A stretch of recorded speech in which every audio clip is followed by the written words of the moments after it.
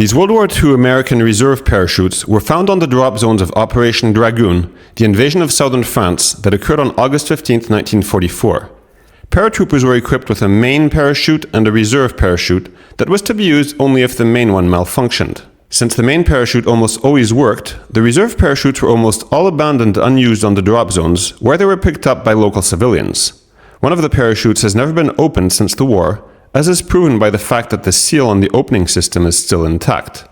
The second parachute was opened by the civilian that kept it, and then, since he didn't manage to pack it again, he wrapped all these strings around it to keep it closed.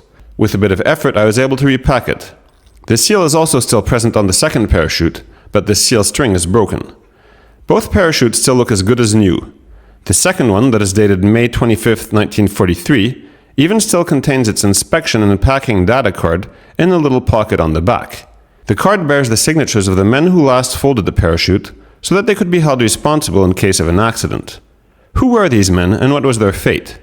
Knowing that these parachutes come from southern France, it was possible to track both of them down easily on the internet. William A. Corvick was born in 1920, and his signature on the parachute card can be matched with the way he signed his name on his draft card that is available online.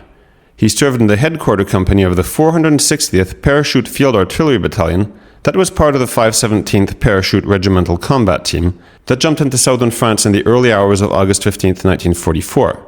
After the war, he had 3 daughters, and he died in 1987 at the age of 67. I was able to contact one of his daughters, who provided me with the photos of him. Martin E. Monge, whose signature can also be matched with that on his draft card, served in the service company of the 517th Parachute Infantry Regiment. He got married after the war, but he died childless of pancreatic cancer in 1962 at the age of 49. Though the men who signed this card are long dead, their signatures, that look as new as if they had been signed yesterday, allow us to take a moment to remember them and the role they played in the liberation of southern France and the defeat of Nazi Germany. If you're interested in the role of the American paratroopers in southern France, you may also enjoy watching some of these videos. And for World War II research assistance, I can be contacted at the email address shown here. Have a nice day and see you in the next video.